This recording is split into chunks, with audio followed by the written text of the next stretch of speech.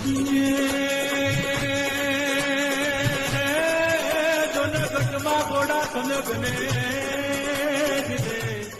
મિત્રો, વિડીયોમાં આપનું સ્વાગત છે. મિત્રો, જૂનાગઢની ધરતી એટલે સિદ્ધ સંતો, દાતારો, શૂરવીરો, જ્યાં સિદ્ધ 84 નવનાથ અને 33 કોટી દેવતાઓનો વાસ છે, એવી પવિત્ર ભૂમિ. અને આ ધરતીએ આપણને કલા, સાહિત્ય, સંગીત એના ઉમદા કલાકારો પણ આપ્યા.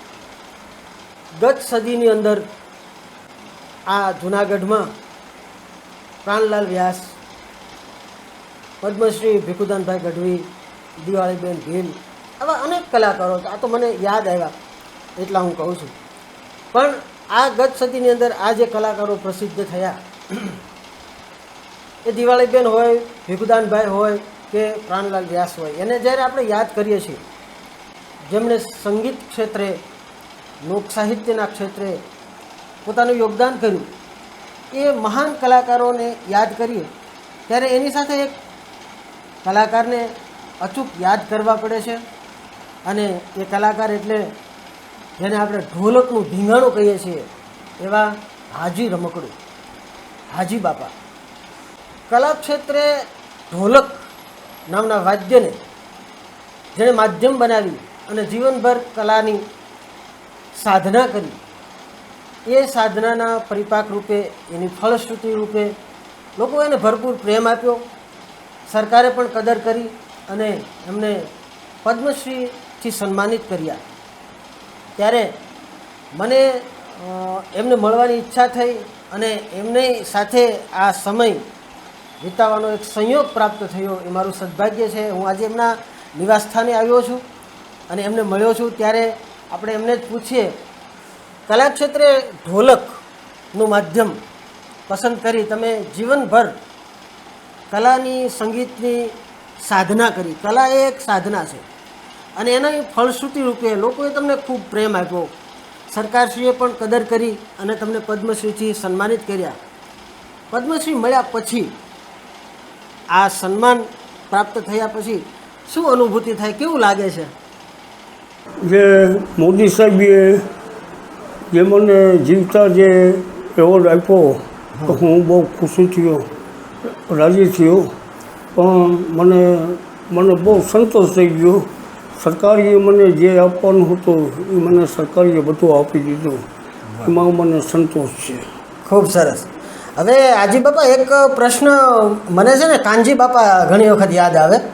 કાનજી ભૂટા બારોટ, એની સાથે પણ તમે કાર્યક્રમો કર્યા હશે.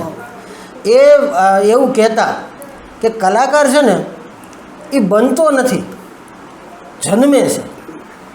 બને કદાચ બહુ સારી રિયાઝ કરે, રિહર્સલ કરે અને મહેનત કરે તો બને ખરો, પણ જન્મે ને એવો તો ન જ બને. એટલે જો આપણે, તમે ભીખુદાનભાઈ છે તો ભીખુદાન ગઢવી બીજા ન થાય, પ્રાણ બાપા બીજા ન થાય, કાનદાસ બાપુ બીજા ન થાય, નારાયણ સ્વામી બીજા ન થાય. આપણે ગુજરાતી ફિલ્મના અભિનય સમ્રાટ ઉપેન્દ્ર ત્રિવેદી હતા તો ઉપેન્દ્ર ત્રિવેદી બીજા ન થાય. એવી રીતે શું અમે એવું કહી શકીએ કે હાજી રમકડું એ બીજા ન થઈ શકે કે થઈ શકે? તમારું શું માનવું છે? મેં સાહેબ આ ક્ષેત્રમાં ઘણો ભોગ આપ્યો છે. બરાબર છે. મારા ફાધર પાસે જ્યારે 9 વર્ષ નહોતો ત્યારે શીખતો, ત્યારે 9 વર્ષની મારી ઉંમર હતી. એ 9 વર્ષની ઉંમરમાં મેં મારા બાપાનો સાથ મેં ન છોડ્યો. વાહ. તો છેલ્લે સુધી મારા ફાધર મને જેટલું બતાવવાનું હતું, અમારા મીર સમાજની અંદર જેટલું અમારા પૂરતી જે સંગીત જે મારા ફાધર પાસે હતું એ મને મારા ફાધર બતાવી ગયા. એમાં જે રમકડું જે નામ જે છે, સમજ્યા, એ તો પછીની વાત આવે છે. બરાબર. પણ પ્રાણભાઈ સાથે મેં 50 વર્ષ 55 વર્ષ મેં ઢોલક વગાડ્યું. ઓહો, 55 વર્ષ 55 વર્ષ સુધી. 55 વર્ષ મેં ઢોલક વગાડ્યા પછી એના ભેગી મને જે બેનિફિટ મળ્યું છે. હા. અચ્છા, મારી બીજી પેઢી મારા ફાધર 15 રૂપિયામાં વગાડતા પ્રાણભાઈની સાથે.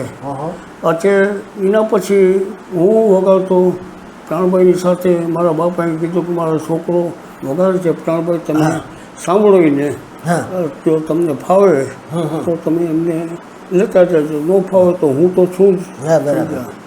હું 5 પ્રોગ્રામ મેં સાંભળ્યા હતા મારા ફાધરને અને પ્રાણભાઈને. તો જેટલું બન્યું એટલું પ્રાણભાઈની ગાયકી સાંભળી, હા પછી મારા ફાધર જે વગાડતા હતા એના રિધમો સાંભળ્યા, બરાબર. પછી એમાંથી મેં એમાંથી કંઈક કેચઅપ કર્યું. મેં હા હા હા કેચઅપ કર્યા પછી મેં પ્રાણભાઈની સાથે હું વગાડવા બેઠો. જે જગ્યા હતી હા એ મેં કેચઅપ કરી હતી, પ્રાણભાઈની સાથે વગાડ્યું. હા ત્યારે મારી જોવાની હતી, હા ત્યારે પ્રાણભાઈને એને ફીટ બેસી ગયો કે હવે તારા બાપાને આરામ કરવો છે. એ પણ સાચું કે આપણે જે આ જાહેર કાર્યક્રમો થાય છે, સ્ટેજ પ્રોગ્રામ, ભજન હોય, સંતવાણી હોય, એ કાર્યક્રમોની અંદર તબલા, મંજીરા, હાર્મોનિયમ એ બધા વાદ્યો તો હતા જ, પણ ઢોલકની શરૂઆત પ્રાણલાલ વ્યાસના કાર્યક્રમોમાંથી થઈ અને પહેલાં વહેલા સ્ટેજ પ્રોગ્રામની અંદર ઢોલક લાવવાવાળા પ્રાણબાપા હતા. અને તમે એના કાર્યક્રમમાં પહેલાંથી હતા કે તમારા પિતાજી? મારા ફાધર જે છે, હા, ઢોલક લઈ આવનાર મારા ફાધર, બરાબર. એના પછીનો મારો વારસો એનો, મારા બાપા પછીનો. હા બરાબર. તો ઢોલક જે ભજનમાં લઈ આવનાર જે છે મારા ફાધર જ છે, બરાબર. કાસમભાઈ. એના પછીનો વારસો મારો છે તો છે છેલ્લે સુધી 55 વર્ષ સુધી ઢોલક પ્રાણભાઈની સાથે વગાડ્યું. બરાબર. પ્રાણભાઈ અને દિવાળીબેન ને ભીખુદાનભાઈ, ત્રણ કલાકાર જે જુનાગઢના જે અમારા, ત્યારે એની સાથે જ મારી સંગત અત્યાર સુધી હતી. બરાબર. સમજ્યા? કલાકારની સાથે તો બધાની સાથે અત્યાર સુધીમાં સંગત કરી છે. પહેલેથી છેલ્લે સુધી કલાકારો બધા જે છે, આજે કલાકારો બી માને છે, પણ હવે ઉંમરના હિસાબે છેલ્લા આપણે હવે પ્રોગ્રામ હું નથી છેલ્લા 7 વર્ષથી. બરાબર બરાબર. હવે અત્યારે કાર્યક્રમો બહુ ઓછા કરી નાખ્યા. બરાબર. ક્યાંક એવું જરૂરી લાગે, એવા મિત્ર સર્કલ હોય કે ક્યાંય જવા જેવું છે તો 2 કલાક જઈ આવું, આનંદ કરાય આવું. છતાંય જે થપલી પડે એ તો હજી એવી ને એવી જ ને. જી સાહેબ, મારી વાત સમજો. બરાબર. કંઈ મોરના ઈંડાને ચિતરવાની જરૂરિયાત નથી પડતી. આજે અમારા બાપ દાદાનો જે ધંધો છે, તો આજની તારીખમાં બી અત્યારે 70-80 વર્ષની આસપાસમાં જે હોય તો બી તાલી તો એ જ પડવાની છે ઢોલ ઉપર. પ્રાણબાપા સાથે, ભીખુદાનભાઈ સાથે, દિવાળીબેન સાથે તમે અઢળક કાર્યક્રમો કર્યા છે, ગણી ન શકાય એટલા કાર્યક્રમો. પણ કોઈ એવો પ્રોગ્રામ તમને યાદ આવતો હોય કે જે પછી ક્યારેય ભૂલાય નહીં, એવી કોઈ સ્મૃતિ મગજ? સીધા પ્રોગ્રામ અમે ને પ્રાણભાઈ ને દિવાળીબેન જે છે, ગાયો માટે મેં ખૂબ પ્રોગ્રામ કર્યા. દુષ્કાળ હતો, દુષ્કાળની અંદર મેં કેટલા પ્રોગ્રામ મેં કર્યા, 30,000 થી 35,000 પ્રોગ્રામ કર્યા હશે મેં. બરાબર. દુષ્કાળમાં બી મેં પ્રોગ્રામ ખૂબ કર્યા. અને હજી બી મારી ટ્રેન ચાલુ જ છે કે ગાયોના માટે જે લાભાર્થી પ્રોગ્રામ હોય તો હાજી રમકડાની તેલ તો હોય જ. વાહ, સરસ. અને માણસો યાદ કરે છે કે હાજીભાઈ હોય તો ફાળો કરી દઈએ, સમજ્યા? નીચે ઢોલ નાખીને પણ ફાળો કરવા ઉતરી જાઓ, જે આવે એ ગાયોમાં આપી દેવાનું. આપણો જે મેન રોટલો જે છે એ લોકો ગૌશાળાવાળા આપણને આપી દેતા હતા, પણ આપણે કોઈ દી એમ નથી કીધું કે હું આ પુરસ્કાર લઉં છું. બરાબર. કોઈ દી આયોજક આવ્યા એને કોઈ દી નારાજ નથી કર્યા. વાહ, સરસ. પણ ગાયોનું નામ પડે તો હાજીભાઈની ગાડી અહીંથી 6 માણસોની મારું ગ્રુપ છે, એ 6 માણસોનું ગ્રુપ, 2 મજીરા, બેન્જો, તબલા અને ઢોલક, એટલા જણા મારી ગાડીમાં ગાયો માટે.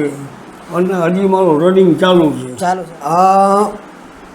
વર્ષોથી હાજી બાપાએ જે વાત કરી એમ 55 વર્ષ સુધી એમણે ફક્ત પ્રાણલાલ વ્યાસ એટલે કે પ્રાણબાપા સાથે કાર્યક્રમો કર્યા.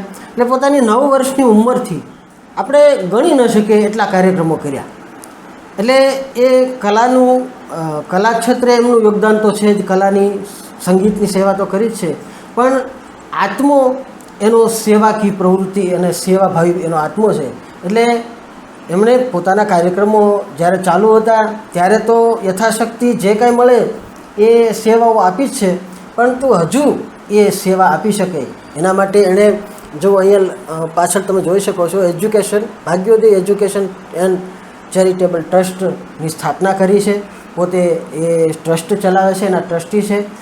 એક વિનંતી છે જે કોઈ દર્શકો આ વિડીયો જોવે એને બધાને કે આ ટ્રસ્ટને તમારાથી યથાશક્તિ હાજી બાપા ઉપર જેને પ્રેમ હોય, હાજી બાપાના જે ચાહકો હોય એમને બધાને એક વિનંતી છે કે આ ટ્રસ્ટમાં તમારાથી જે કાંઈ બને તે યથાશક્તિ યોગદાન કરો અને હાજી બાપાને આના માટે મદદ કરો એવી મારી નમ્ર અપીલ છે. હાજી બાપાને આજે હું મળ્યો, એમની સાથે આ જૂની સ્મૃતિઓ વાગોળી અને મને એમણે આ પોતાનો કિંમતી સમય આપ્યો.